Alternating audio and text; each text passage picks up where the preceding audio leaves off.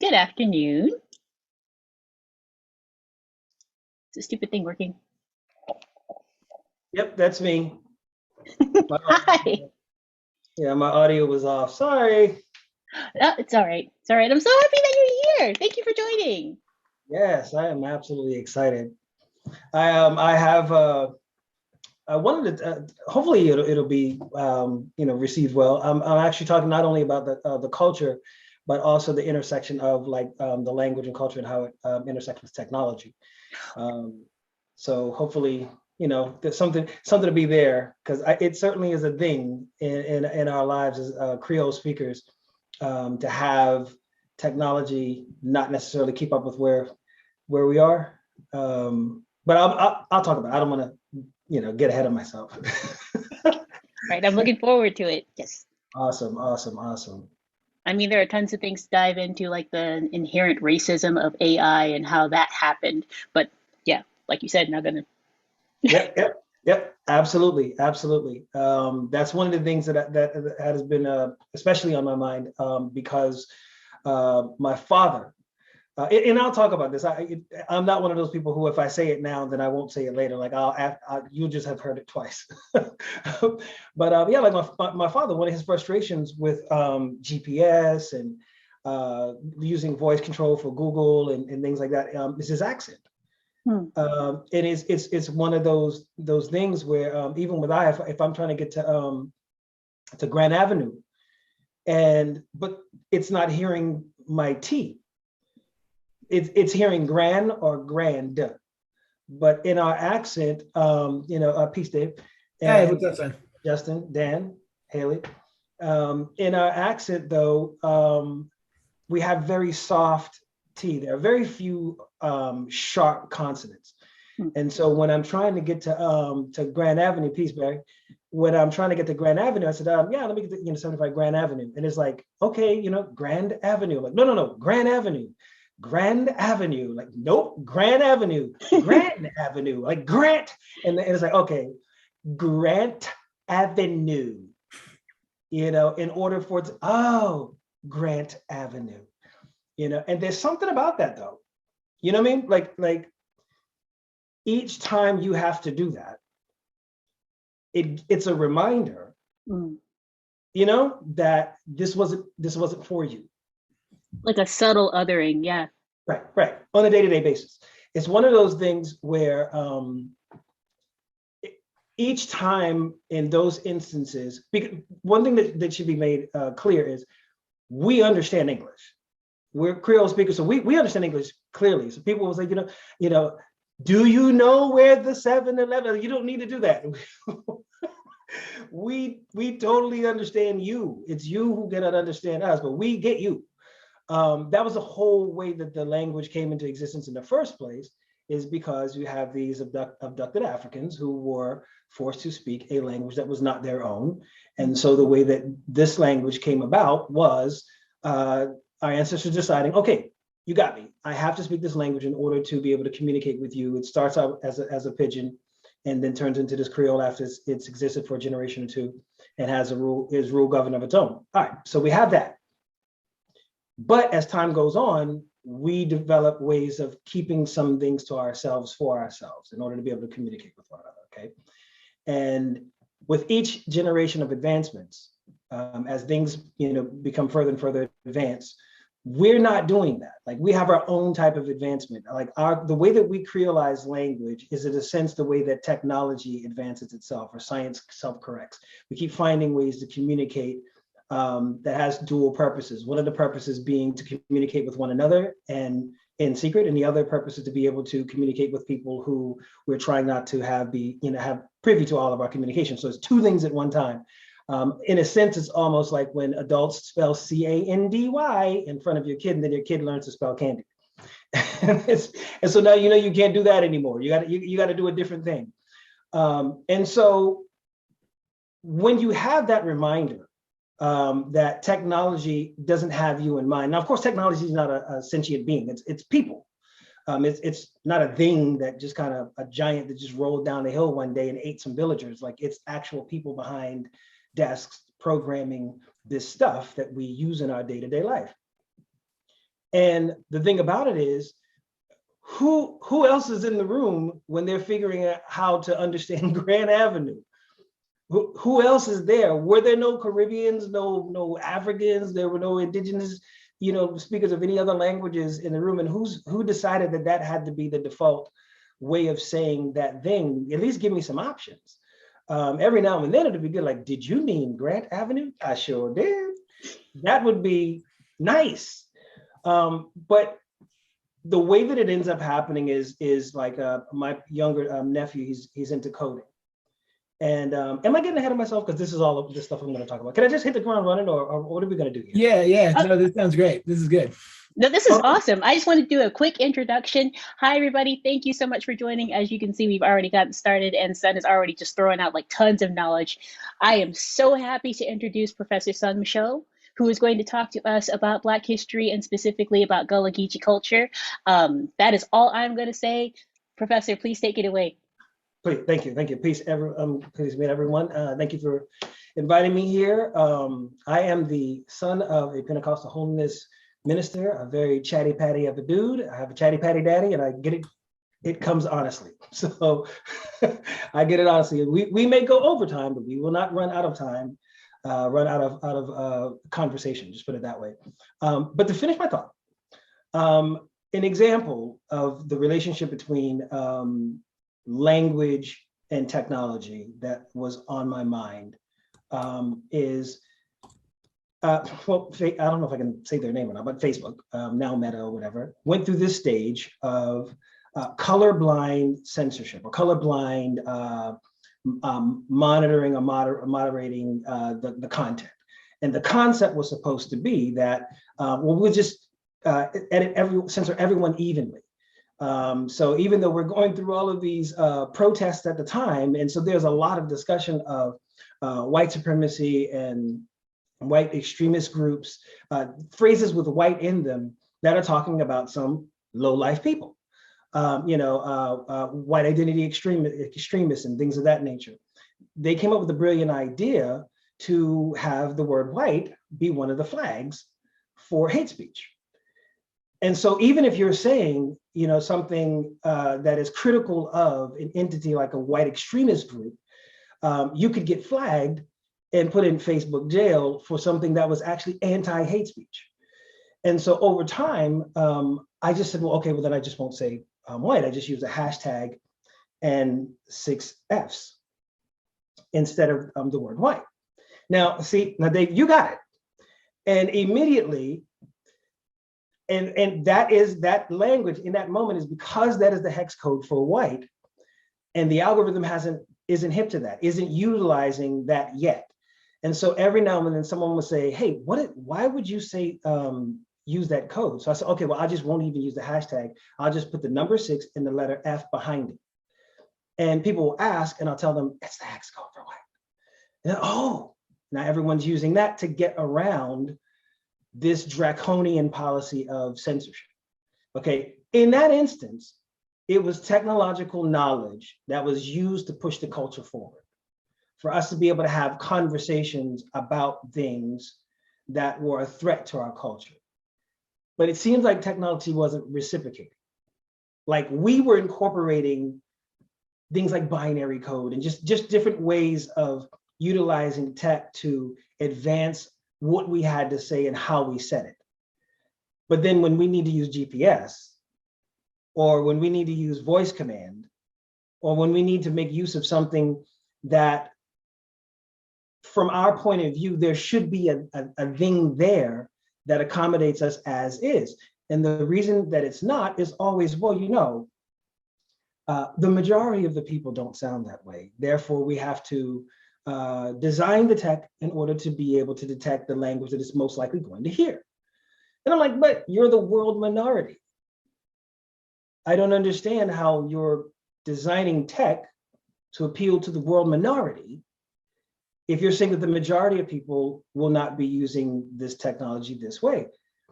Do you mean people who may be able to afford it? Like, is there some other statement that's being made here that is not the question of the majority of people who are alive on Earth, but the majority of people that I believe is going to be able to afford a $1,200 phone? or the people that I believe will have access to this technology and make use of this technology, or even, in my opinion, as the programmer, maybe I don't believe that there are many people who are intelligent enough to make use of this way. There are lots of theories, and trust me, we bandy them all about. And maybe half of them are wrong. Maybe 3/4 of them are wrong. We don't know. And that's the whole point. We don't know. We are forced to come up with these ways of making sense of a world that seems to be leaving us behind after generations of creating a language that has existed literally since before this country was this country. Since before this was the United States of America, Gulagichi people were here. Okay, the language was already being formed here.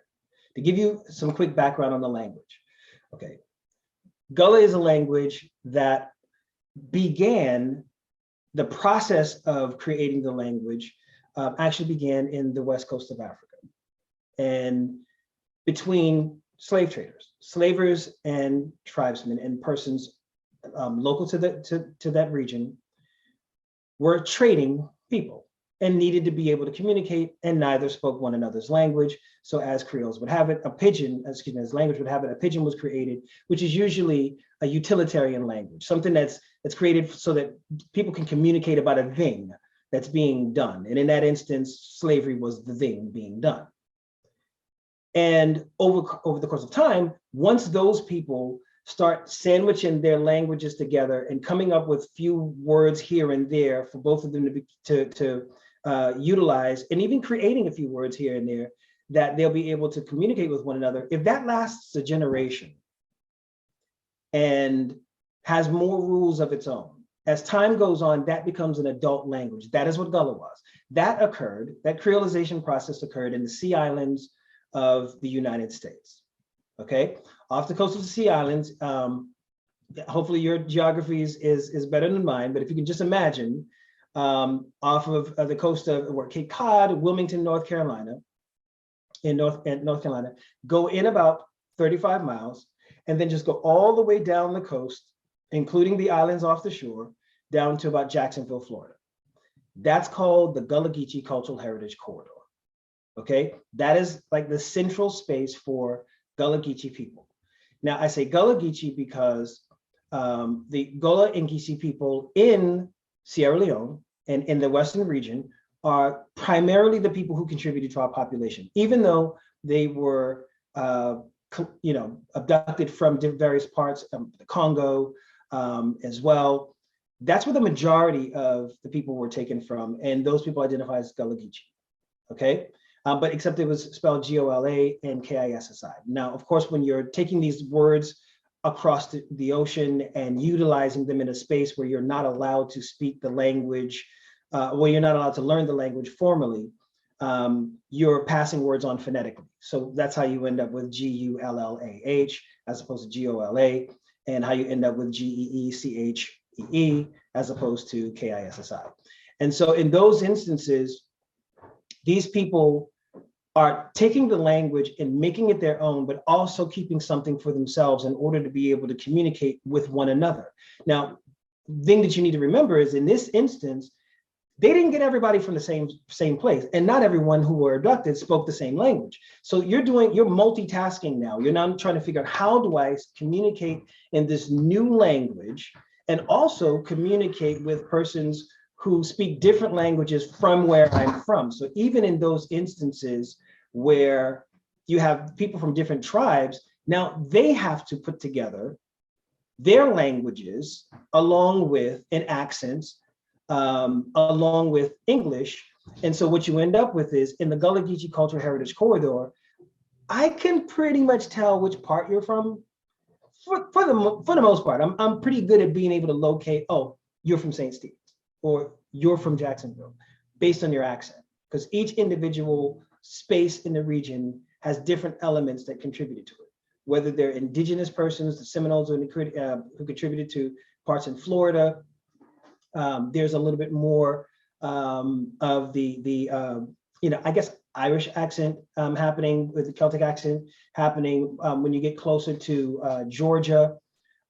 In the north area, when you start going closer to North Carolina, A lot of that migrated up into Baltimore, where you get that distinct Baltimore accent, actually migrated up from down south.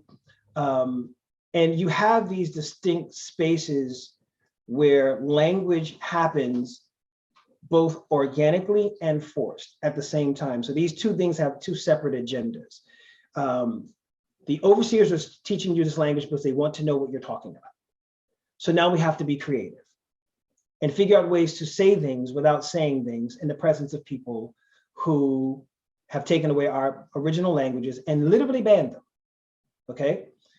And so in this space, much like technology, you're forced to advance in order to adapt to your surroundings, okay? And so in this instance, what would it be that you would need in order to be able to communicate in plain sight? Because everything can't be in secret.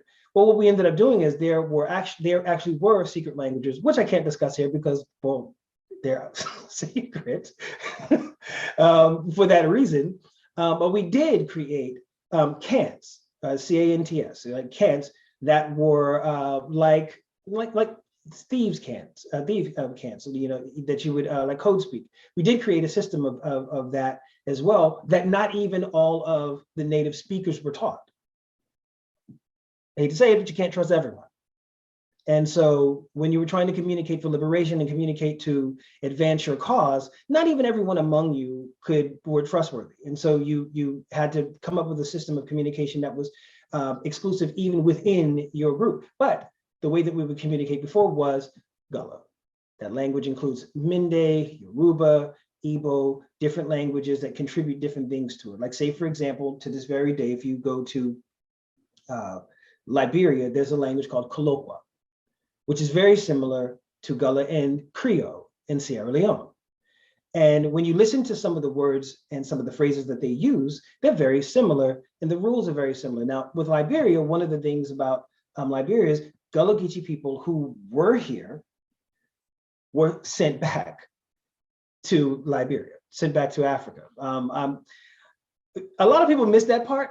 I don't know how many, where it was presented, but there were a lot of people who were sent back, Africans who were you know, African Americans who, African Americans? I don't know. Maybe that's a little too modern to refer to them as African American, but were sent back to Africa to repatriate, so to speak, in Africa. And then you have, you know, Liberia. And so these people are not only like us, they literally are us. So you end up hearing the same languages being spoken. This also happened in the Bahamas. After the Revolutionary War, many of the loyalists went down to the Caribbean and took with them the African enslaved persons that were in their charge. And wherever you go, there you are.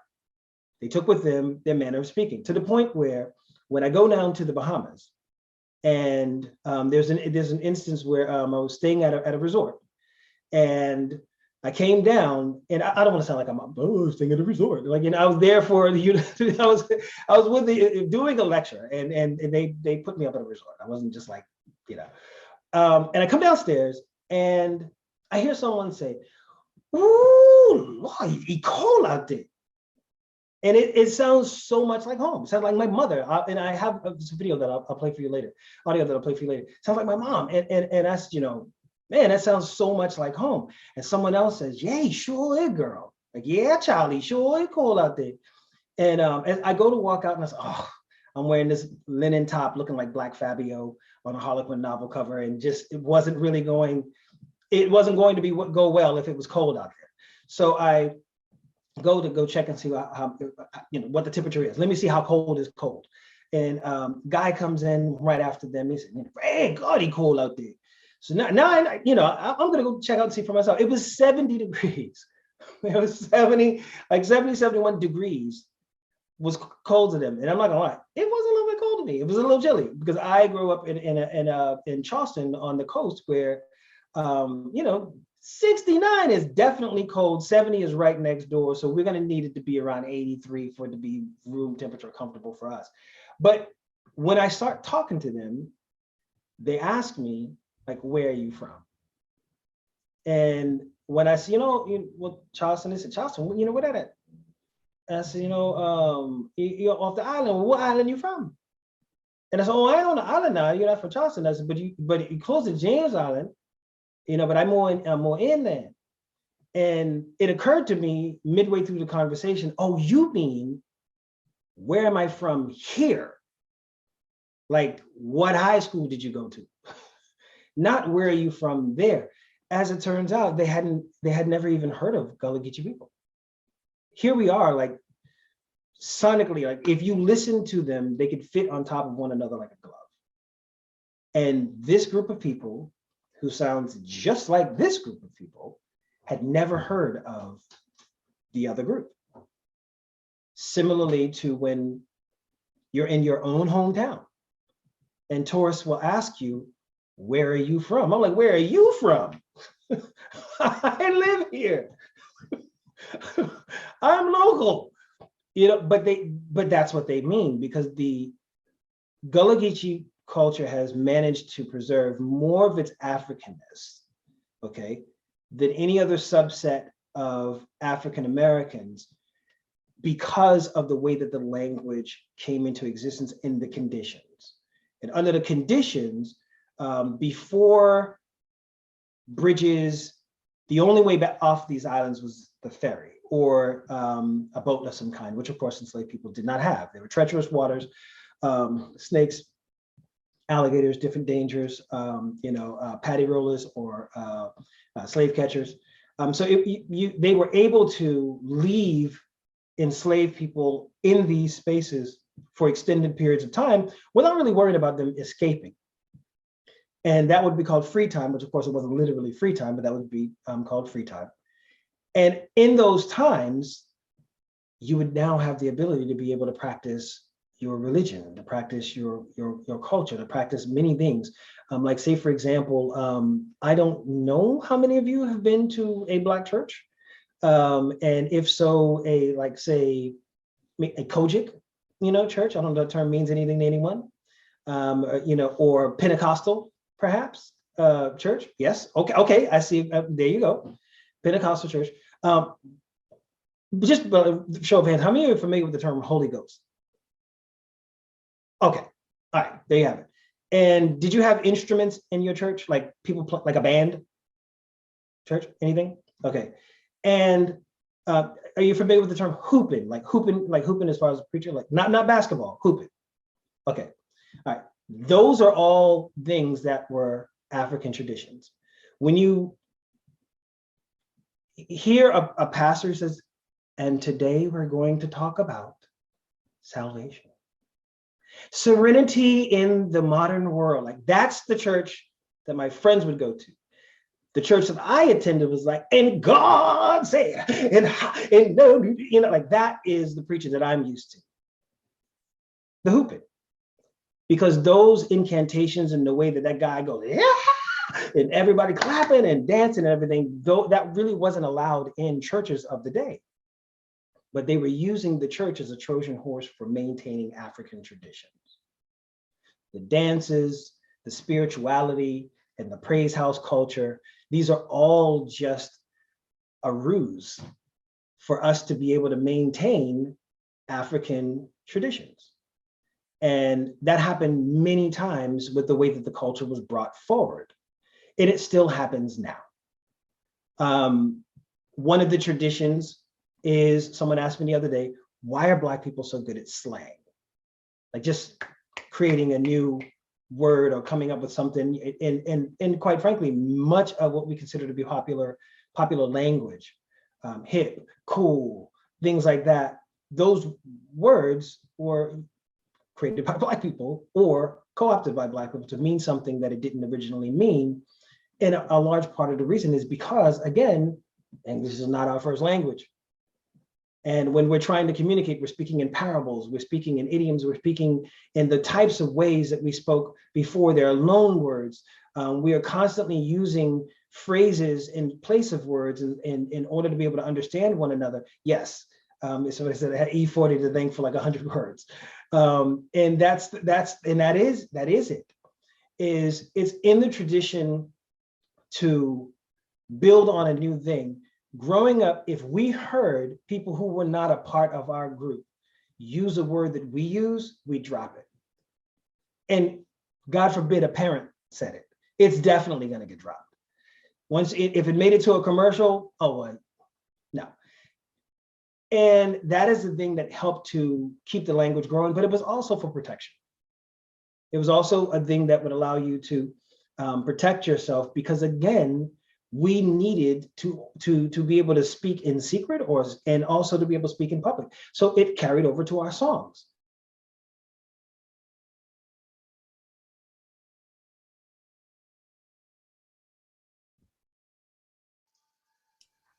Oh no, did we lose him? I think we may have. Dramatic pause. He's coming back. I'm sure he is. Sorry, we're having a little bit of technical difficulties. Thank you all so much for joining. And if you have any questions or you want to join in on the conversation, just leave it in the chat or just unmute yourself. Everybody's got that ability. I'll link to our question doc site too. And there's also that. I am going to check and see where our special guest went. I will be right back. He's back. He's muted. There you go. I don't know what happened just now. Dramatic pause. We can hear you. Cool. But in those moments, what was thought to be talking about a woman was actually talking about the overseer. But they were not, you could, as an enslaved person, you can't be like, yeah, my boss is a bum. Look at him looking stupid on that horse. Like, you can't do that. And you also had to sing the song in a way that would be acceptable to the person on the horse.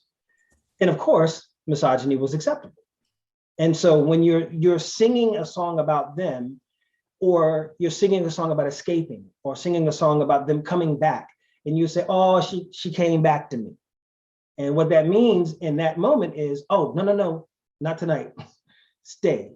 We're not going to escape tonight. And so that tradition, once it's removed from its context, all you have left is the misogyny. There's no code speak. There's no context. There's nothing else to help it make sense.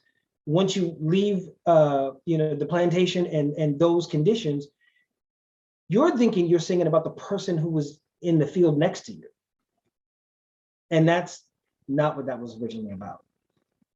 And so context of language, use of language, and cultural context, cultural competency matters so much, because when someone comes along who's not even a part of the culture and adopts those songs and adopts that language and Old Black Betty and all these songs, there are real people who resemble the person that's being sung about in the song, who deal with the fallout of that characterization. So if it sounds like I'm talking about Black Betty and Betty's a Black woman, then okay, then we're talking about Black women. No, you weren't, but now you are. And so at one point in time, the N-word was not considered a slur. It was a slur.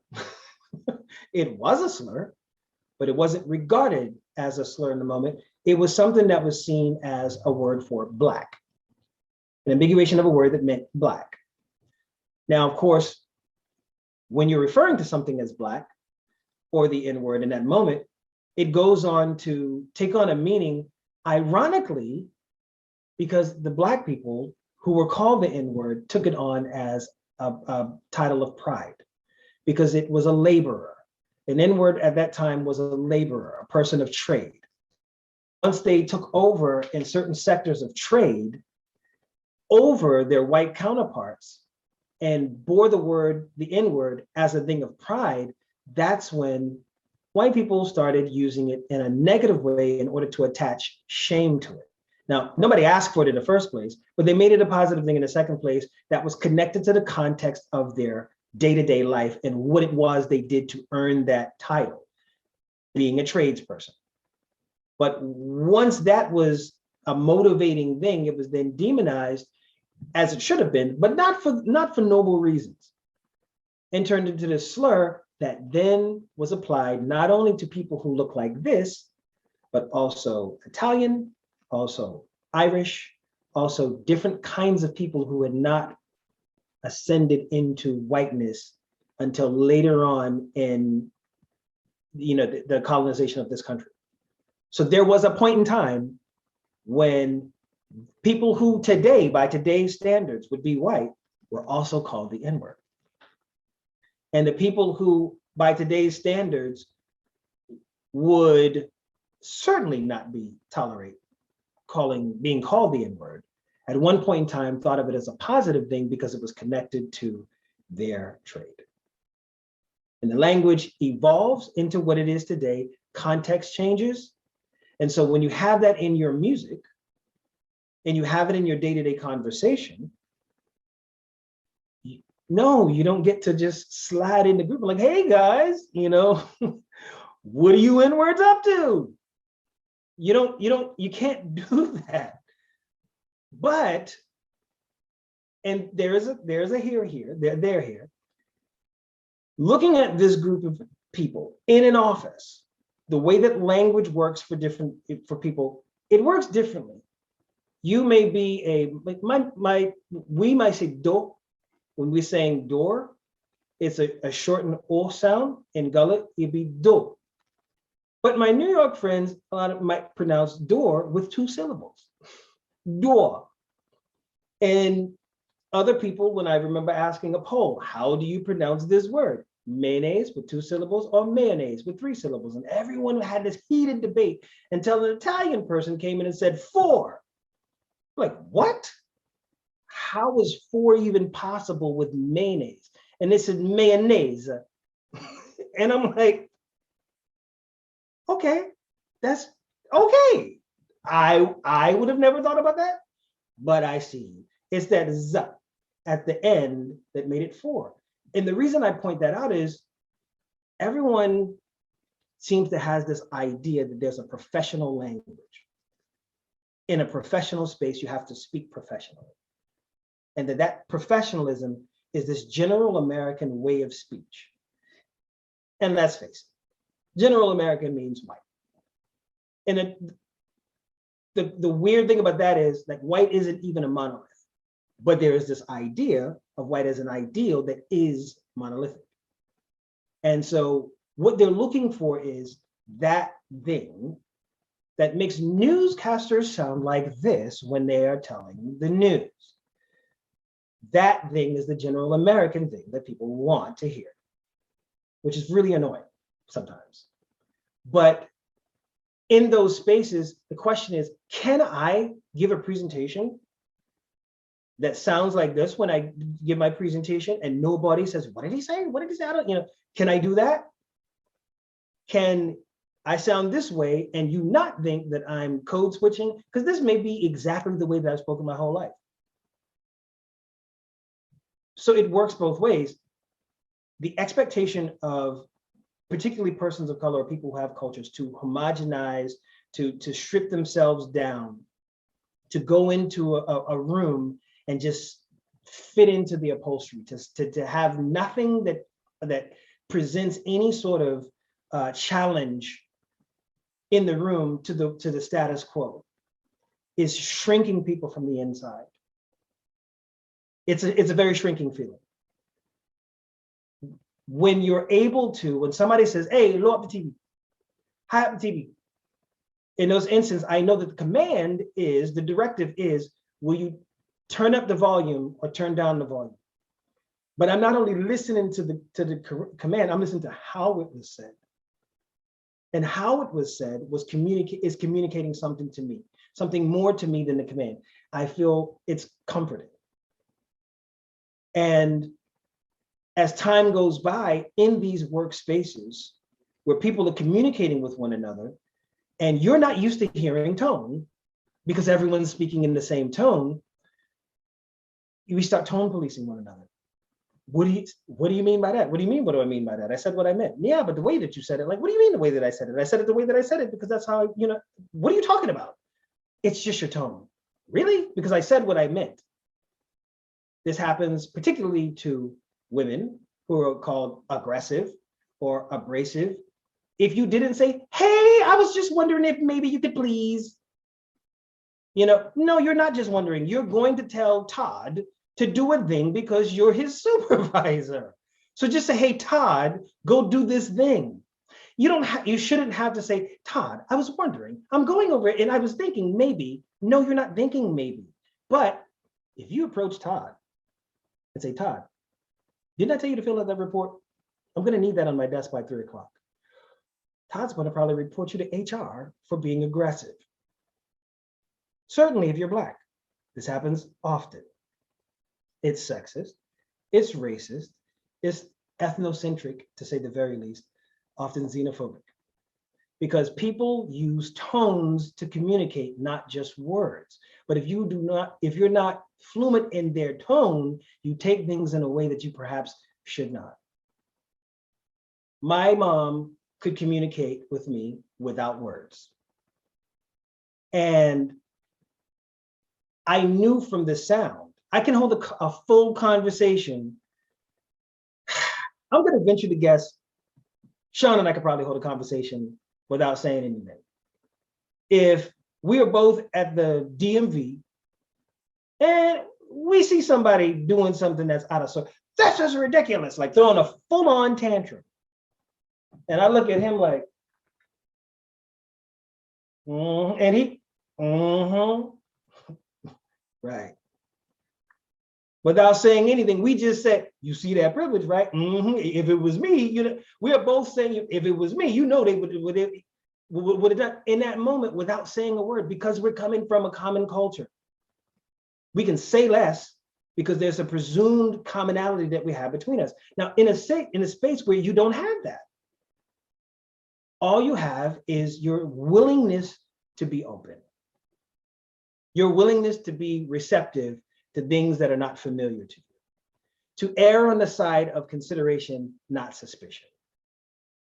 So when someone says, oh, who made the potato salad? You don't have to take it as, oh, they hate my potato salad. Maybe that is the case, but you don't have to take it that way. Just see if they eat it. Because tone means different things to different people in these spaces, and also words. And I'll give you an example, because this happens. I'll do, and Trayvon and I talked about this, where I will speak to HR. Sometimes I'll speak to HR at different companies, and for cultural competency. And some of the stories that I've heard are really interesting. One in particular is someone says that they were reported for making a lewd comment on the job. Okay, and I told you the story before. Making a lewd comment on the job, and they're like, "What?" They're running in their brain trying to think, what could I possibly have said? They don't make lewd comments on the job, so they don't know what it could possibly have been. And so they're thinking about it, called in for HR. We were told by someone who overheard it, like, you didn't say it to them, but they overheard you talking to someone else. And that is considered an offense on the job. I don't need to tell you all this. We all have our Title IX, training. I'm sure you've had the training. So even if it's secondhand, like someone overheard you say a thing, that can be reported. And they're like, but what? I don't know what it is that you're talking about. And of course, offices have leaks. So someone said, hey, they said something about you saying something about like exposing yourself in public. What? I never said that. Yeah, that's what they said. That you said something about exposing yourself in public. And they're like, what could that have been about? Word gets back around the office. What had happened? 2 Black people are talking. They're talking about their kids. One person said that their kids were acting up in public. The Black person turns around, tells their kid, and I'll censor it, but tells their kid, don't think I won't show my whole black butt in public. They didn't say butt. But don't think I won't show my whole black butt in public. You act up out here, you're gonna get what you get out here. Like that was the whole thing, their whole warning. The other person who overheard it only heard the part about, I will show my whole A word in public. I don't know if they thought that they were referring to mooning someone or what they thought, but it just didn't sound appropriate for the workspace to them. Goes and reports, I heard this person say something about exposing themselves.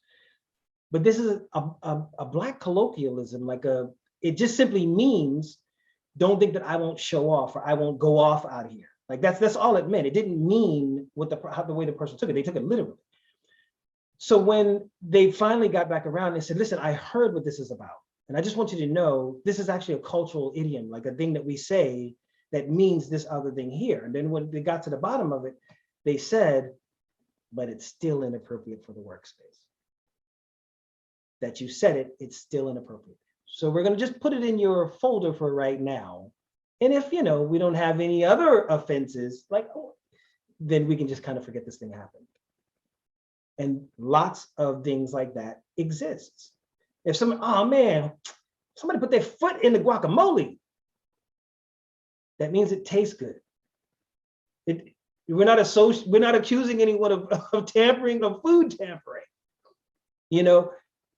This makes it more colorful. This makes it spicier. This makes an office space. Don't you want an office space where you can use something that communicates a thought in a way that feels validating to you when you say it? Do you see what I'm saying? It feels validating and adds a little bit extra to the thing that you just said. That is essentially what Gulagichi people, Creole speakers, Jamaican patois speakers, Bahamian Creole, Guyanese, all these people who speak, particularly people who speak Creole languages that have a lexifier in a society where they exist with the dominant language. And those languages are considered broken versions of the dominant language, not respected as languages of their own. One of those include African-American English, including Black English. It's to the point where in order to express yourself, you not only have to code switch the words that you're using, but the way that you say them. I know someone who not only switches to use clear diction like this when he talks, he even changes the way he laughs. You would think that he was like some 54-year-old stockbroker. And he's like, 28-year-old Black guy from around the way. That's how he laughs when he's with certain friends or, Mr. Wilson, oh, brilliant, Mr. Wilson. Like, dude, you don't sound like that. But he knows that that's the way that he's going to have to, he believes that that's the way that he's going to have to communicate in order to be able to exist on the job. And the question is, does he? Only the boss, the supervisors, the co-workers, the HR department know if that is true. Because it is partly your job to make it true or not true. And so I recently wrote, I hate to plug myself, but I recently wrote an article about tone policing of Black women in The Root. And the reason that I ended up writing the article in part was because it started out as a question. Okay, for Black women, tell me about a time when your tone was taken as negative when your intentions were otherwise. And it opened a floodgate of stories that were just unfathomable.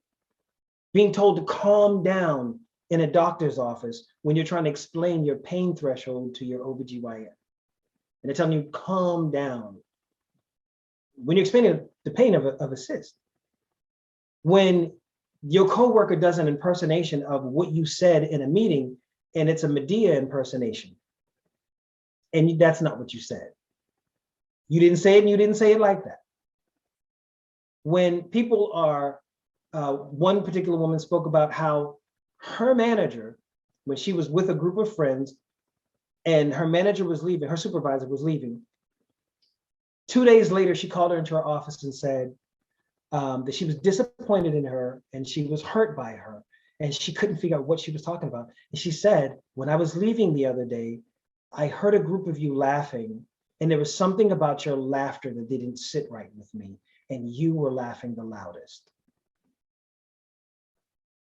She was laughing wrong. And there's no one above the boss who called that meeting. It's you, you're the boss. I can't report you, you are the boss. And so when you're in a space where it's not just a question of race. It's also a question of certain people who may be neurodivergent, who don't speak with tone, or maybe they're masking and shouldn't have to. Or you're, a woman who feels like you have to straighten up your tone and not sound so feminine, or they won't take you seriously. Or there was I believe her name was Kathy Ireland, a model who spoke in high pitch like this when she would talk, and she had become like a billionaire and still wasn't respected and felt like she needed to go to vocal training to lower the register of her voice. If you listen to her speak today, she actually went to training to lower the register of her voice so she could be taken seriously in business, despite the fact that she was going extremely well in business.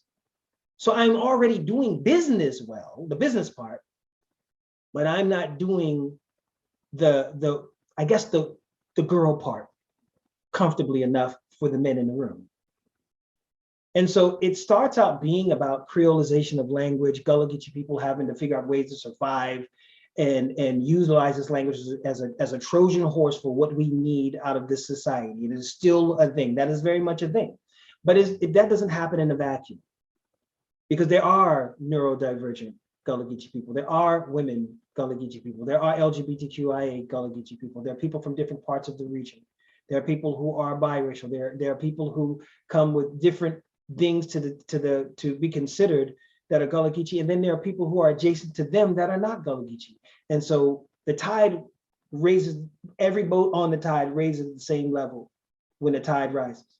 And if you are in a situation where you can understand how the least empowered person in your space needs to be able to communicate in order to feel validated, in order to feel productive, in order to feel like they can come to work and be heard as is, that it has a net positive for everyone.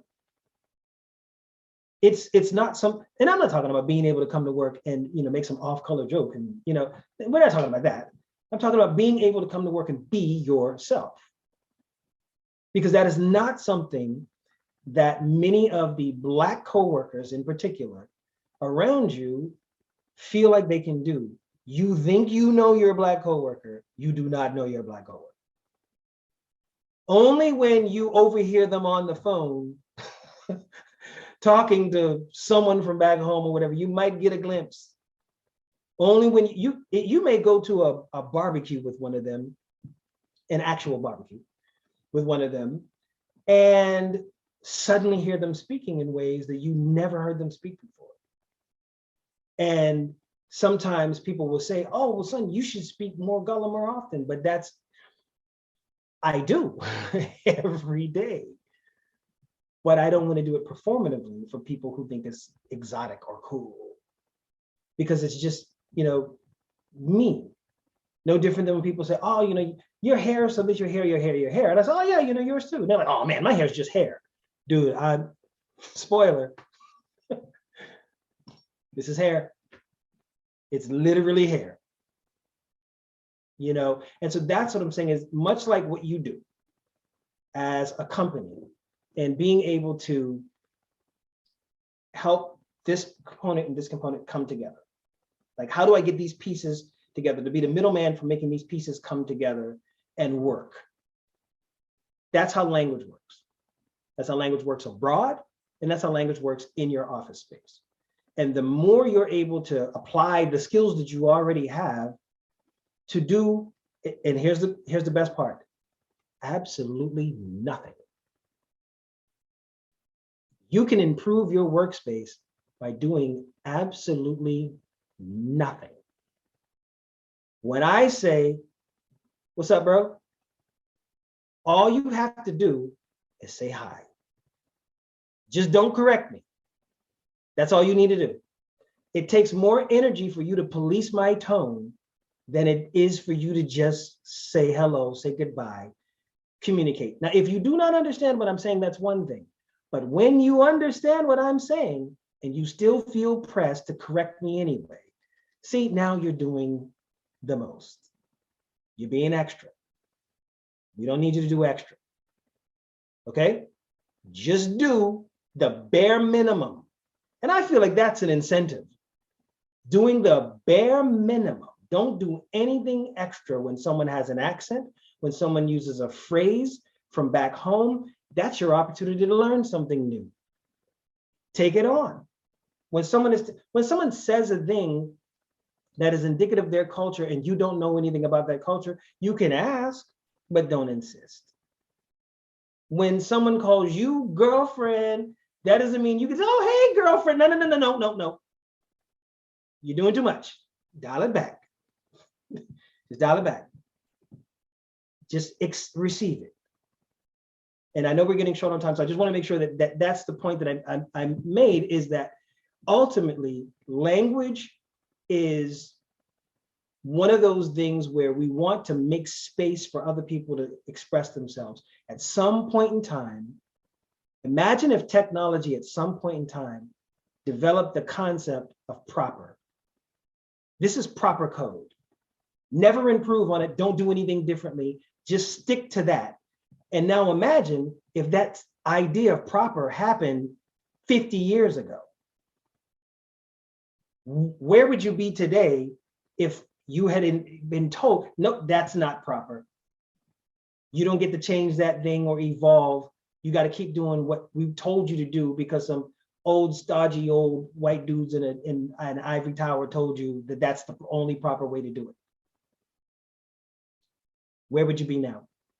Language is exactly the same way. Where is language now, and where will it be if we stick so steadfastly to the concept of proper? Get rid of that idea, communicate with one another, and communicate not because of the directive or the thing that's being said. Know that communication is not just what you say, but how you say it, and if you receive it. And that you can do by doing absolutely nothing. If I can't convince you to do nothing for the benefit of something, then you're just doing the most. Okay, there's some soul searching that needs to be done as to why you can't do nothing in order to make space for your coworker. Stop calling Ephraim Frank. His name is not Frank. This is Ephraim. He only goes by Frank because you would not learn to roll that R. Okay, there are lots of people who go by nicknames that are not their names because people will not take the time to learn or even accommodate their culture enough to figure it out. And if we can learn Dirk Nowitzki or any of these other Western European basketball players or hockey players, if we can learn those names, yeah, of course we can learn your names. So that's what I'm saying, is make space where people can be themselves. And to me, that is when you'll really get to doing business. Apply the same logic, apply the same principles that you do to your job to communication. That's essentially Gulagichi's linguistic technology that took something, made something more of it, and continued to advance itself in order to be able to communicate. Absolutely, Schwarzenegger, and being able to communicate, and that's what we want to be able to do. Advance. Any questions? This has been awesome. Thank you. Yeah, this is Thank you so much. fantastic. I think I answered the questions that were submitted. I didn't. The one that I forgot. How are Gulagichi people faring in a world of basically gentrification? Oh, yeah, I added that one last minute today. Right. In short, could be better. We are, it's a couple of things. We talk about developers, we talk about gentrification, we talk about urban sprawl and how people's lands and property are taken away. But what ended up happening in certain instances, sometimes it's infighting within the family. You have a family that's out in Long Beach and they've never been to Guatemala Island, and their family owns 10 acres and some of their family members live on it, but they're all on the hook when Big Mama finally dies and there's no will, there's no title. So now they have to figure out how to go about maintaining this land. And so the people out in Long Beach are on the hook for property tax. They don't want to pay the property taxes. They don't live there. They've never been there. And so if they want to get rid of their part of it, they can either sign it off to the family members who are there for literally for, I think they call it $5 love and affection. You can sign the land over. Or if they want to sell it, then the people who are on the land have to pay them market value. And they can't afford it because there's a Starbucks next door now. And there's a golf course down the street. And that's raised the property taxes to the point where the people can barely afford it themselves and certainly don't want to pay it if they don't even want to live there. So what happens is those people can't afford to live on their own land. They end up going to default in taxes, and in comes a developer who takes the land and uses it for corporate or purposes. So economically, it sets the climate. It's not always going to be like the condor isn't necessarily a bird of prey that kills its prey, but it might just fly over your head while you're walking through the desert until you finally fall, die on your own, and then it eats you. That's how a lot of the developers operate. And they use the excuse, well, I didn't kill you. Yeah, no, you just watched me like collapse and do nothing at all to assist in my my progression and capitalize off of my demise. That's what ends up happening more often than not. And what it is modernity catches up to you, kicks in, and you have to keep up. And if you've been generationally poor because your wealth has been, you're asset rich in a sense, liquid poor, and so you own this land and have been sitting on this land that has raised in so much in value that now when you take a look around you, there's a subdivision here, there's a grocery store or whatever, department store, things around you. And I've actually seen, I wish I had a photograph of it, I would show you. It's the most ridiculous thing you will ever see in your life. There's a woman who refused to sell her house. So they literally built everything around her, a gas station, a car lot, like all of this concrete and steel thing. And there's a narrow path that goes behind the gas station in between the two, where there's this little house sandwiched in between them. You could barely see her. She has no access to seeing anything around her other than the backs of these businesses. They have sectioned her in. There's a grave site in the middle of a Walmart in Somerville. Maybe you can Google it. In Somerville, South Carolina, in front of a Walmart, where there's traffic here, Hardee's or Carl's Jr. there, another hotel there, a Walmart, and in the middle of the intersection where the red lights are is a grave, a whole grave, because they wouldn't move it. And so that's how it's going. You're in a predatory environment where it's been made clear you have a thing of value, but they don't do, like, oh, we'll take it from here. And so I am a landowner. My family are landowners. The land that I own has been in my family since 1856, since before the emancipation. We were on that land since we were owned on that land. And it was over 50 acres at one point. It's no longer over 50 acres. And so what do? This here is a part of what I do. I know that people can't do anything to help someone that they don't know exists. And so it's exposure. It's finding a way for people to know we're here. It's finding a way for people to know that we are in spaces where you wouldn't expect us to be. We are in Harvard. We are, having conversations with big tech. I think you're big tech. And we're having these conversations. And we wouldn't have previously been allowed in the room. You see what I'm saying? The alternative to that, okay? And I hate to use this example, but it's the most vivid one that I can come up with, okay? Germany has done a good job of, making sure it is known that they are absolutely not promoting in any way, shape, or form the Nazi regime the way that the South in the United States does with the Confederacy. Like these statues, these flags, these institutions are not only still in existence, but the plantations are considered romantic spaces for weddings.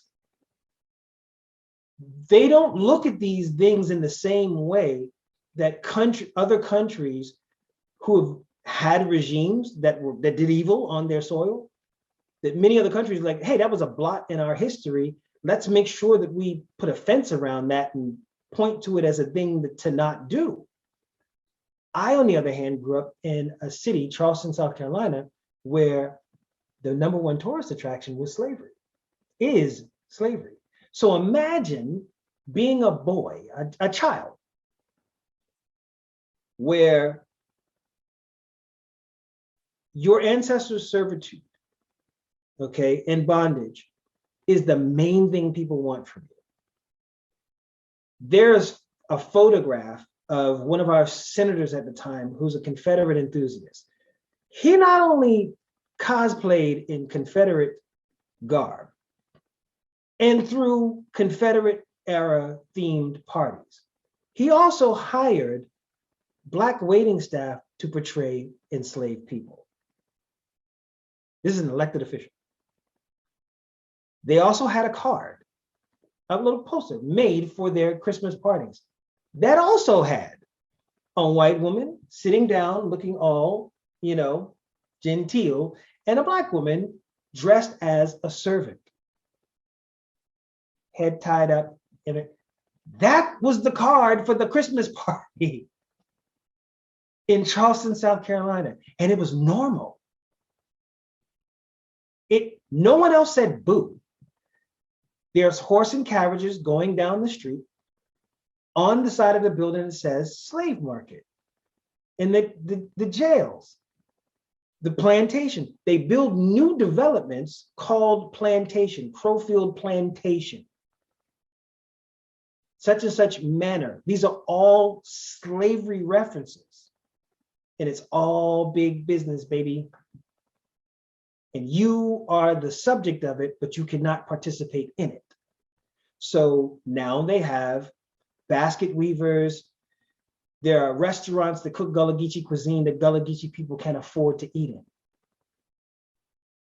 There are basket weavers who've been told you can stay here, you can stay here. No. Okay, all right. You can weave your baskets here in this specific location in Tourist Central. If you go just down the block and try to weave baskets in a parking lot on the side of the road, we will ticket you, possibly arrest you, and take your baskets. In a city that was built by these people. But we need you here in the designated space for us to exploit you. The little children who make the palmetto roses that they utilize as gifts, and on the sides of the road, they sell you bouquet palmetto roses, which is part of the Gulagichi tradition. They literally treated them like criminals. There was a bank downtown that had a sign that said, no pets or peddlers, like rose peddlers. They didn't allow animals, and they didn't allow the rose kids in their bank. That is not 1950. So that's where I'm from. That's my hometown. When we talk like this, and then the tourism that hear sound like this when we talk, they say, "Oh my God, I love the way y'all talk," and they don't mind. They want us to talk just like this when we talk to the neighbors, and when we talk to the tourists. But let me try to go into the classroom and sound like this and see what kind of grade I get. I can't talk to the teacher like this when I go to class. Because if I go to the class, I talk to the teacher like this same way of talking right now will make my city all that money, gonna get me an F.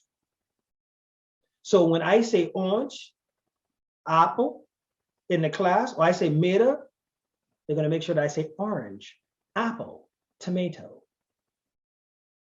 Even though you knew exactly what I said just now, but you don't want me to just say the correct word. You want me to say it the correct way.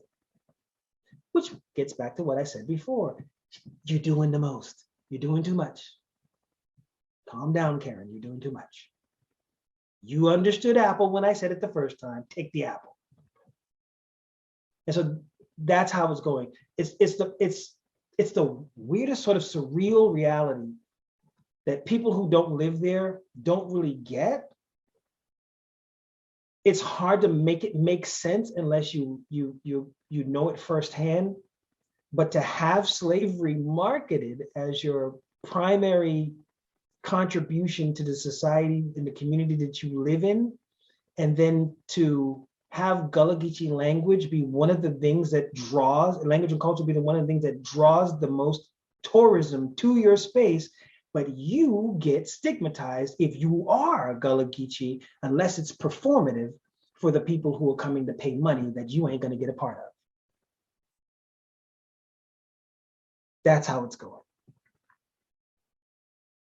And so it's necessary to, you have to have that conversation. There's no way that I can talk to you about, if I had come here today and talked to you about the Gulagichi language and just completely skipped over the whole racism part, well, that's impossible. Then you didn't get a Gulagichi talk because the language wouldn't exist without racism. It was a product of slavery and white supremacy that kept it separate from, you know, polite society. Even the Penn Center, which is for Gulagichi people to learn and preserve Gulagichi culture, the original purpose of the Penn Center was to make us not speak Gullah. That's what it was for. The original purpose was to strip away this part of us to help us assimilate into society.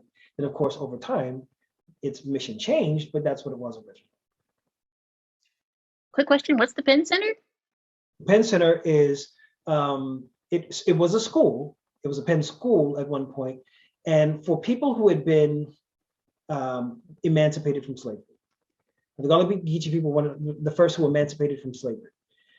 Well, now you need to learn things. They want to help you assimilate into society. They would figure out, how can I get you to speak proper English, to get a trade, like all the ways that they would help you assimilate into society, other than dismantling white supremacy, but that's what they were doing. Yes, it is like the whitewashing of Native Americans. And this also happened in Australia with Indigenous people there, where they built these schools. I believe it also happened in Canada, if I'm not mistaken, where they built these schools where the purpose was to strip these people of anything offensive of the culture that would allow them to slip into white society. But the truth of the matter is, thank you. The truth of the matter is that if you're not doing anything about the reason that they would be met with hostility, then you're not really doing anything but satisfying your own sense of superiority, by forcing them to conform to that. You're not doing that. And so that's what I'm saying is, like, there are times when you don't think that what you said was that big a deal, but you don't realize that the thing that you said tapped into a broader issue in that person's life. So if somebody says irregardless, let it slide. You know what they mean. You know, the whole ain't a word. Yes, it is. You know what it means. There are times when you know what it means. Now, of course, in writing, when details matter, I'm not saying that, all the copies of your letters should just be written in, like hip hop slang or something. I'm not saying that, but I am saying that there's a lot more room, a lot more space for you to kind of lighten up a little bit. If I say, listen, guys, I think we made a good run at it, but truth be told, that dog ain't gonna hunt. We're gonna have to go back to the drawing board and start all over again. All right, you know what I mean by that dog ain't gonna hunt. Just imagine that it's a dog, it's a hunting dog, and it's not hunting. Like, what do you think that means in the context of what I just said? You know what it means. So don't ask me to rephrase it in a way that's more suitable for you, because you knew what I meant. So that's a part of the deal. Do you see what I'm saying? Because when I leave that job, I go back into everything I just described to you. We leave this building, we're leaving into a different reality. I go back into everything that I just described to you. And maybe when we're lucky, we can go home, close the door behind us, and finally be ourselves. But that's not even true for many people. It's certainly not true for many women who has some dude at the house who needs her to watch her tone when she's talking to him too. It's power disparity in this society where how small do I have to shrink myself to finally find peace? Do I need to be in the bathroom for an hour and a half scrolling through TikTok on my phone to finally find peace? Do I need to take the scenic route in the car, get a couple extra minutes in the car alone so I can be in my own head before I'm bombarded at the doorstep? Like, what do I need to do? Where do I need to go before I can be myself instead of continually having to shrink myself into the little box that this person needs me to be and that person needs me to be? I cannot tell you, it can't be overstated, the value of being able to speak freely, to use your voice, to not only be able to say a thing, but to say a thing your way is invaluable. Because again, it's not just what we say, but how we say it. And you can tell when people talk about inclusion, FYI, whoever has the power to include also has the power to exclude. So when we're talking about inclusion and you're the one who gets to do all the including, yeah, I appreciate the invite, but apparently it's your party. So the power dynamic is still there. So instead of having this thing where you have a set established power and authority, and you're adding people onto it like ornaments onto a Christmas tree, try to set an environment where people feel as though they have equal stake, equal share, equal value. You just have different roles. You see what I'm saying? I'm okay with roles. Everybody has a purpose, everybody does a thing. If it's a manager, supervisor, whatever, everyone has value. Someone has to clean the office, somebody works in the office. Everyone has a thing that they do. Someone on the roads that you drive, someone put the stripes on the road. You see what I'm saying? When the lights come on outside in the street for you to go jogging, someone put the light bulb in that post. Everyone has a job, everyone has a value. And there's no other occupation that makes that more obvious that you shouldn't, use status to look down on other people's job than sanitation. If you want to see bedlam and like a really bad situation, let sanitation stop taking up the trash. About 2 weeks of that, and people will be at each other's throats. Rats, disease, but yet every day, do we really honor them in the way that we could or should? How many times can you, in your office, the people who clean your windows, the people who come in and pick up the garbage bins, come on now, don't walk past them like they're not there in the hallway. You can say hello to the janitor. You say hello when you're brown nosing your supervisor. Say hello to the janitor. The person who comes and picks up your trash and you're on a call, sure, but wave. Thank you. 2 seconds. Jordan? Thank you. Well, first of all, thank you for talking. And also, Grayson, I noticed you just asked for any other resources with Sunn. Sunn, I realize you look so freaking familiar, and it's because the Wired video you did about breaking down different American accents. And I just wanted to, I knew you looked so familiar, and I looked it up, and of course you're there. But there's a really great accent breakdown that also includes like African-American accents across the entire country and just, I guess, normal American accents. I don't know the proper term. Yeah, general American, yeah. General American accents. I'm going to share it in the chat right now, but it's a really fantastic video that covers a lot of different kind of accent related topics and also includes a lot of African American or Black accents in there as well. So just thank you for putting out that video. Thank you for participating in this, and just you do a lot of great work. It's been a really fun hour. I appreciate it. And that is a thing where I'm doing that thing that I told you I would do at the top of the hour when I said, look, I know I'm here for an hour talk, but I'm my father's son. Sorry. But yes, thank you. I appreciate you pointing that out and sharing it in the post. It was a really great project that I was surprised that they had called and asked, an actual native speaker to be a part of it, because a lot of times what ends up happening is people who are not a part of the culture just do this sort of heady take of our language and run with it, which is their prerogative to do that. But it's good when you get the people who are part of the culture to represent, themselves. I enjoy doing it. Any other questions? Comments? Anything? Just fantastic, Spence. Thank you so Yep, much for coming out and doing fantastic. this with us. Thank you. Yeah, this has been Thank you really, so really much. great. It's absolutely fantastic. I don't know if Anna's still on, but she did ask a question about LGBTQIA usage of AAVE. Oh, Ziggy, Yes. I'm Yeah, sorry. that was me. Yeah, no, you're good. I'm still here. Thank you. Yes. There is a thing. There's a thing there, because what's interesting about that question, and I hear it a lot. So it's not a unique thing. I hear it a lot. Is a lot of times non-Black LGBTQIA plus people will ask without taking into consideration that Black LGBTQIA people exist. And so they'll say, well, isn't that like, what was the term someone used the other day? Like gay lingo or gay slang, or there was another word, it's escaping me right now, but it essentially is like a combination of something that means like gay slang, essentially. And it was a white gentleman who said that. And I said, give me an example. And they said, well, I feel a little weird. I'm like, why would you feel a little weird? I said, well, I don't know, I would just feel a little weird doing it. Like, what, doing it? Like, but I thought it was the way that you talk. And they said, well, like somebody, like sister girl or whatever, like, so you are second guessing doing it for me. Why? Well, people say it's, they say it's problematic.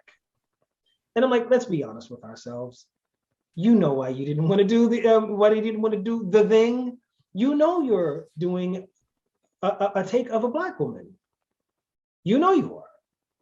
And be honest about what it is you're doing. That's what's offensive. That is disingenuous. We don't mind being influencers. Black people have been influencers since we got here. Hey, let's be honest. We've been influencers since we literally got here as in planet Earth, but certainly in the United States. And that's just a fact, okay? If I could just pause right there for a second for me to make a point about that particular thing. The concept of cool and trendy goes against what the American standard of proper was supposed to be. That wasn't what it was supposed to be. Like, it was a class thing. Lower class people use these phrases and these idioms, even including white people. You were low class if you used this manner of speech. You spoke like a farmer. You spoke like a laborer. And so, educated people used big words. Educated people quoted these philosophers and these great thinkers. It was only the lower class people who use figures of speech that hearken to their surroundings, things that were easily obtainable to the average person.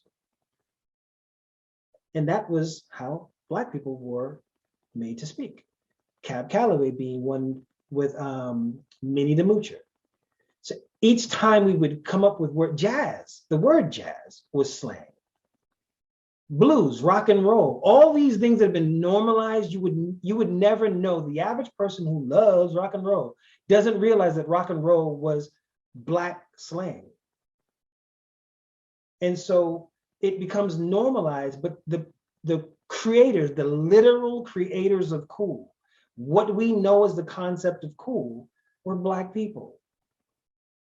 Now, that's not to say that somebody else can't be, cool in their own way, or, but let's face it, George Clooney is cool. He's not Don Cheadle cool. I mean, let's be honest. I mean, there are lots of, Matthew McConaughey is cool, but is he like Sam Jackson cool? Like, he's like a cool bud, like, hang out like, hey, hey, bro, yeah. And I like him. He's a great guy. But like, cool, is he like Billy D 45 cool? I don't think so. And so that's the thing, is We are the creators and the keepers of cool in a way that even when recently Eminem and Snoop Dogg got into it because Eminem dissed him on record because Snoop Dogg said that he is not one of his top MCs. He prefers like the late 80s golden era MCs. He said something, and Snoop was like, pray I don't respond to this, I don't do a good Snoop Dogg. Pray I don't respond to this, And people are like, oh, Eminem would have killed him. No, he wouldn't have. And you know why? Because Eminem is not cool. He's talented, he's popular, he's famous, he's skilled, he's a great lyricist. If they got into a lyrical battle, he would destroy Snoop, but they're not going to get into a lyrical battle. You're going to get into a battle of cool because people love Snoop Dogg. Eminem would come in there, the mechanical animal with the manimal and on all of that, and Snoop would just be like, oh no, wait, Snoop Dogg. And that's all it takes because he's cool. And that's the thing is, much like spices were the root of a lot of the conquest that ended up destroying the world, like Europeans seeking spices in other people of color's country, they are still seeking spice from other people to spice up your language, spice up your culture, spice up yourself. But the thing is, what they're not understanding is the context of those creations is struggle. We came up with those ideas in response to conditions that were trying to strip us of our identity and our sense of value. And we doubled down, quadrupled down on keeping ourselves whole. And that's why we keep producing cool. Can you imagine you're a slaver? You've got money, you've got people in your charge. You literally have people under your charge cracking the whip. You have the power, you have the authority, you have everything. And then across the field, you see this cool dude, like just suavely walking across the plantation yard. That's that swagger that you can't buy. You can't break. You can only envy it and try to figure out ways to make us tone it down. But you need the thing we have. And that's what we've been doing. Yes, somebody said Django. But that is the thing. See, it's not a new thing. We've been doing entertainment on plantations, pugilism on plantations, pageants on plantations. We were there in these plantation spaces. They were actually making use of us, not just for our labor, but also for the other aspects of our personality, the things that would go on to continually be harvested from us from generation to generation to generation. Every generation of African American in this country had a generation of privileged class people stealing their cool, co-opting it for their own. And so that's the thing, is that's why we're so protected. That's a part of why. There's I believe it was a Gregory Hines statement, quote from a film that he did. He said, the white man ain't left me nothing but the underground. And so that's where I dance. He dances in the underground. That's where he's been relegated. And then the underground becomes mainstream because that's where all the dancing is. Can you imagine that? If the reason that you wear these types of clothes, or the reason you wear flannel is because it's cheap and you can get it from a dollar store, and the reason you wear these military boots or these Doc Martens is because they're at the thrift store for cheap, and then someone comes along and say, hey, that's cool, I'm going to take that look and sell it back to you for $1,000. That's why we are protected. Is because it's not enough to just share. Black people have a lot of things in our vocabulary that come from indigenous people, but you didn't come to share. You want to take and co-opt and make it your own and then sell it back to us. You want to tell me that bling is improper English, and then, but not when Zales and Jareds and De Beers are using it in their Valentine's Day ads. You see how that works? It was improper when we created it, but not so much when you decided to exploit it for coin.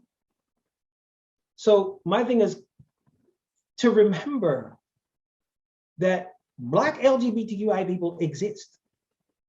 And when you're trying to co-opt something as an LGBTQIA thing, remember that the culture matters, and that ain't it. Because even in Black LGBTQIA spaces, they were also in the same spaces as everyone else. You're in the house with me. You know, my gay cousin is right there. He's across the table from me. Like, so when Aunt so-and-so said the thing, he and I both heard it. So when it's, yep, y'all turn around and kiki, you better kiki, you're behind that bed. So we both heard them say kiki. We both knew that that meant giggle and laugh and talking and being chatty.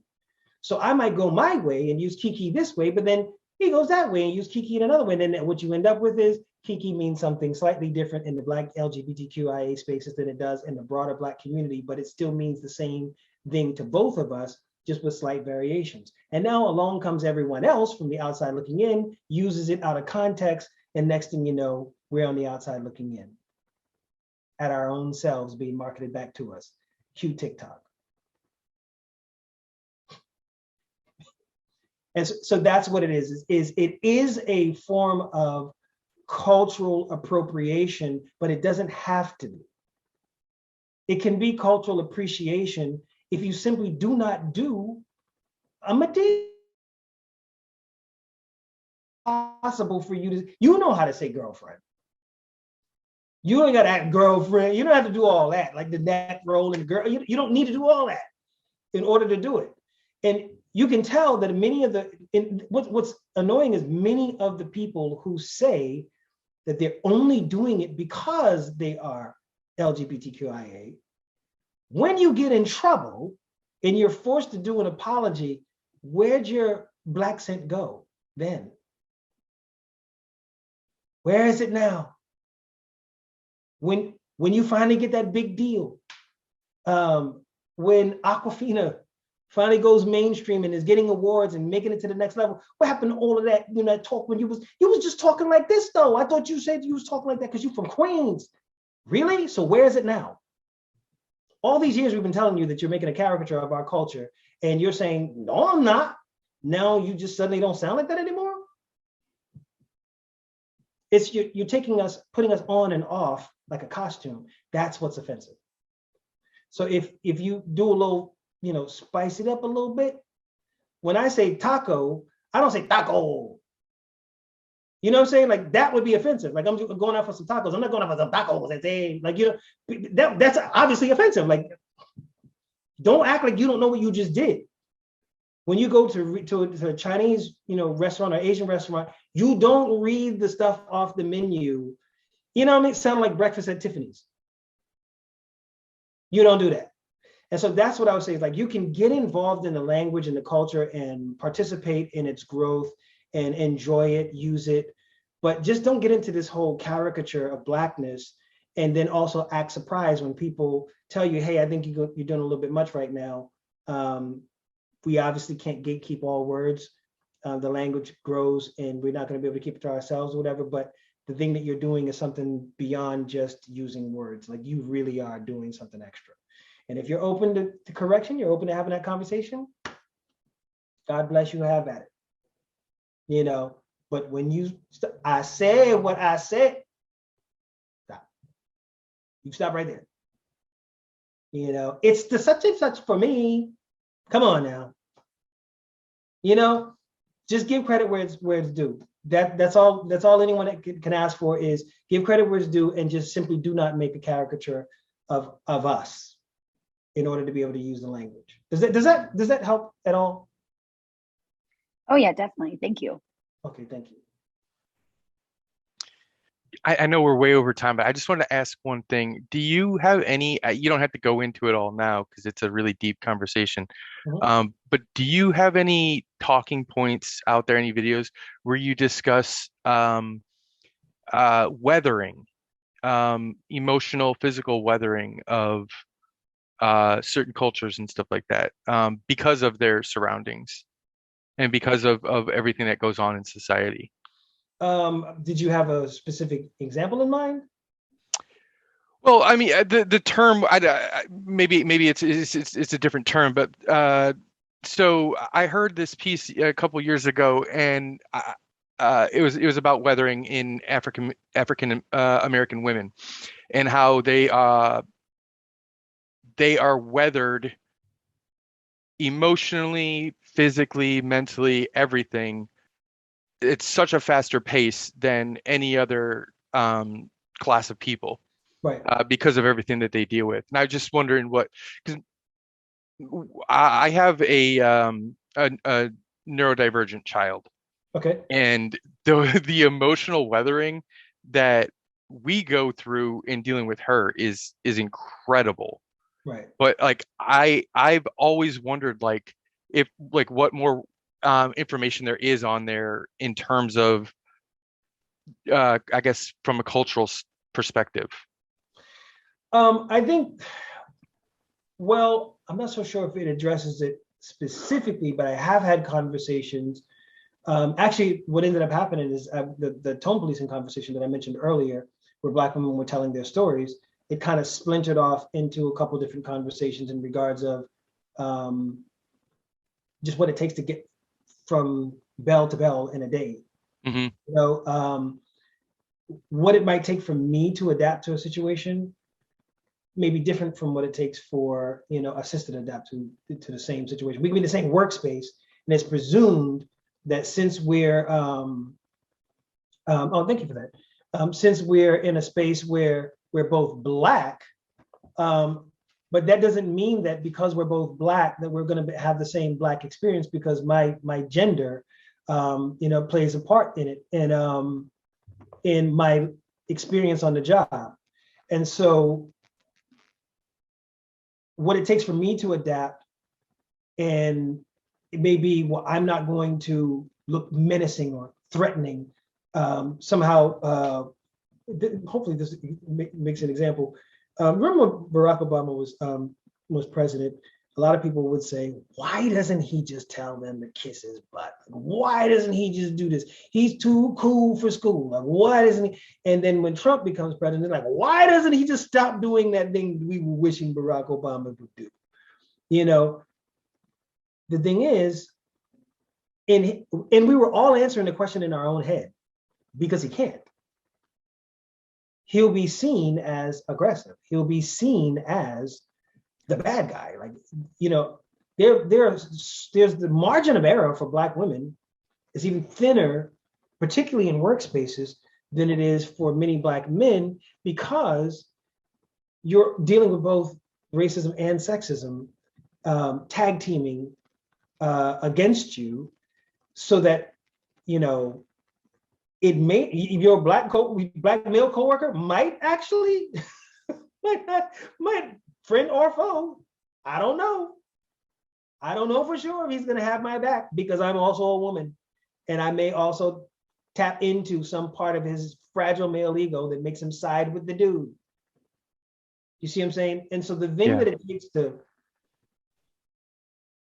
just get through the day, for especially when I was writing the article with my mom said she remembers when she was talking to my dad, and, you know, my dad's a great guy and everything, but, you know, he's a preacher and an old Southern dude or whatever.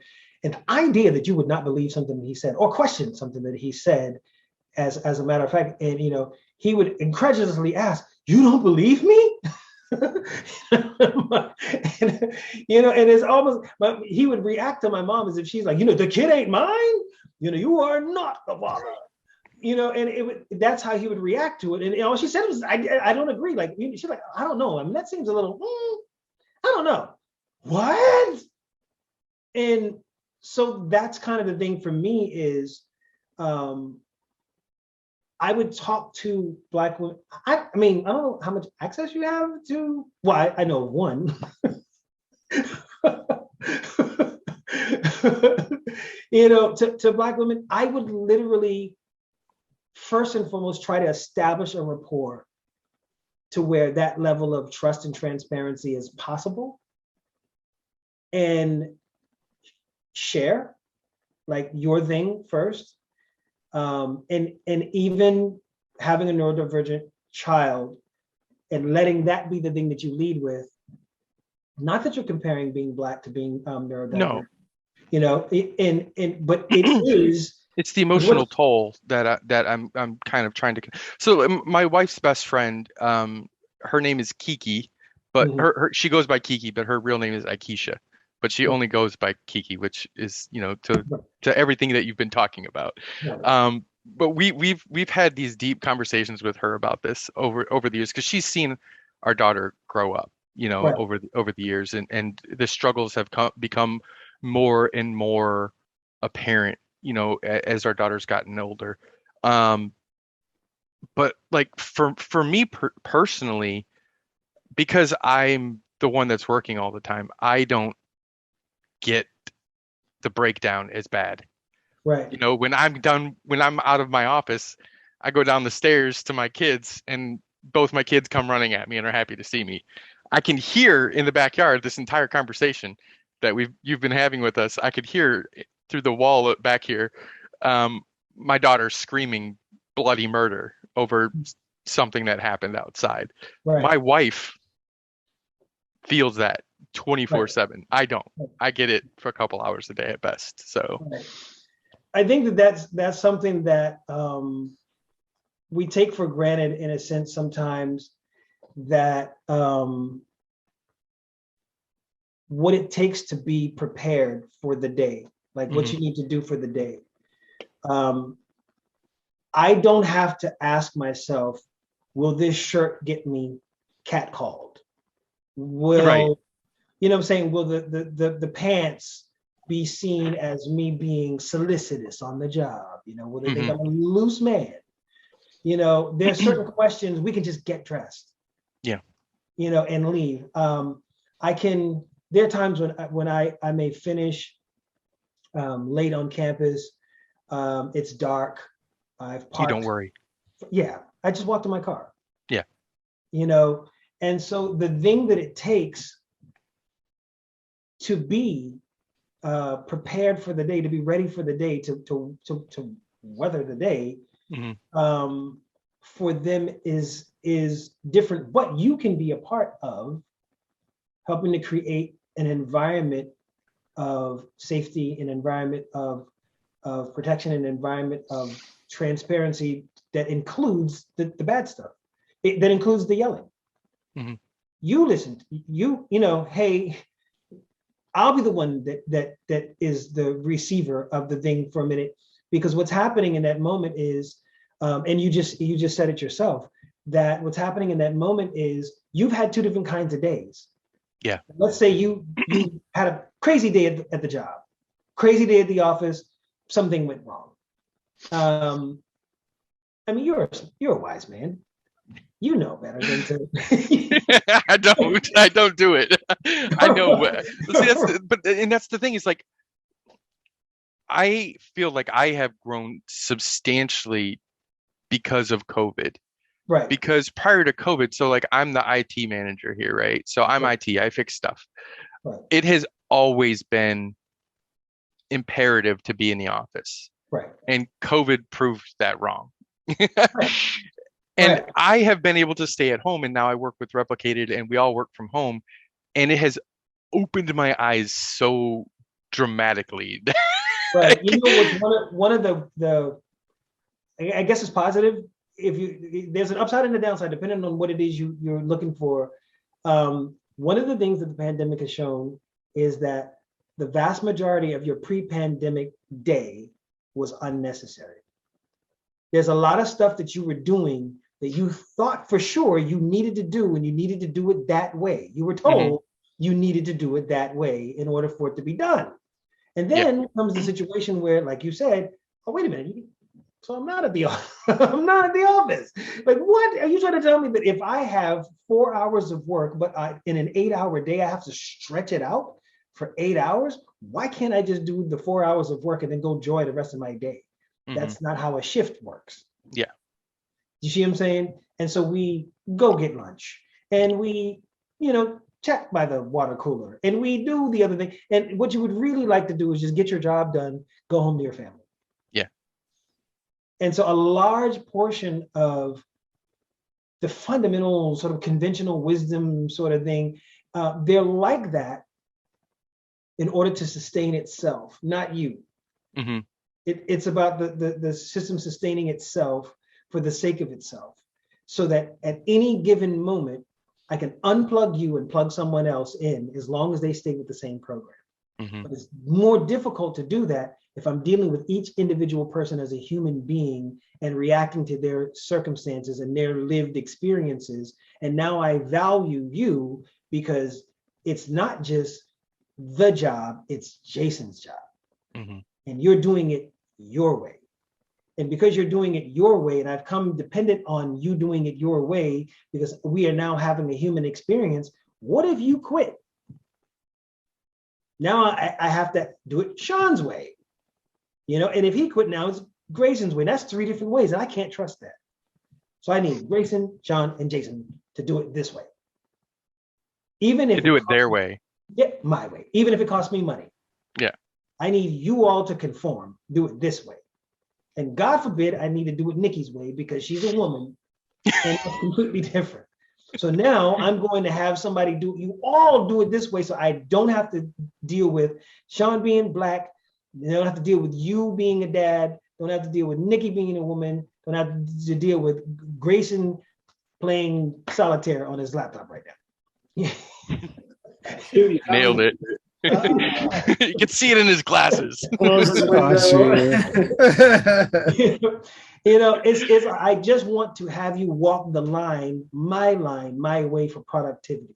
And that's the thing that is going to get in the way of just, helping to expand and build on the human experience. And so I believe that at the end of the day, what I look forward to is a situation where, in particular, like with Black, I know that certainly with women, certainly with Black women, there's so much out there that is not going to affirm their value and sense of self-worth. And because we live in a patriarchy and our homes are developed and built in a patriarchy, there's a good chance that they're going to come home to patriarchy in certain instances. Of course, there's other home arrangements and home situations, but your house exists, your home exists in a patriarchy. Mm-hmm. And so whether you're coming home to a guy or coming home to another woman, even if you're coming home to another woman, she just left the same thing that you just left. And you both have to deal with what you just went through together. And it's like, when can we ever be alone without that over our heads? You know what I'm saying? And so that's the thing, is it's dismantling these systems that force us to feel like we have to be slaves to the grind. Like we have to continue to find new ways of adapting and shrinking and shrinking and shrinking and shrinking. It's dismantling those situations. It's the reason that someone who's doing a lecture in Black History Month that's supposed to be exclusively on Gullah ends up talking about cultural competency in the workspace. Because you have to use every opportunity you have to dismantle those structures that are putting you in a position where you even have to make a decision, or we even have to ask a question like that. Is the answer to the question is to dismantle the thing that caused the question to have to be asked. Thank you. I really appreciate it. Anyone? So much goodness. Yeah, so much goodness. I really Thank you so appreciate it. much. Yeah, thank you very much. Thank you for going over time. Like, this is invaluable time, that's so I love it. Thank you. I appreciate it. And if ever you want to have me back for any other event, I'd be more than happy to come and see you again. Shiva, make it happen. Hey, you got it. You got it. Thank you so much for being here. I really appreciate it. Like, this has been life-changing. Like, I seriously kind of teared up a little bit at some of these different parts. Like, you just exposed so many things, but that is the conduit to healing. But thank you so much for joining us. Thanks for spending an extra half an hour with us. And I hope that you do come back. Yeah. I am going to make that happen. That would be cool. I would love to. I would love to. I'm at a space now where these types of, and I'm not going to go all full minister on you or whatever like my dad would, but I really believe that these conversations are a part of it. Like especially with COVID pandemic, putting us in a situation where we can have more conversations in the comfort of our homes, in the comfort of our spaces, where we can have these types of talks. I mean, there are ways for us to communicate and stay connected that would have been, close to impossible before. And so now that we're in a position where we can do it, I say we take advantage of it every chance we get to have these types of talks that we normally would not have because society is not designed for us to interact across these lines that way. Thank you so much again. Really appreciate your time. Absolutely. If all hearts are clean. Absolutely. Bye, everybody. Have a good one. Thank you. Hey, Sunn. All right. Bye.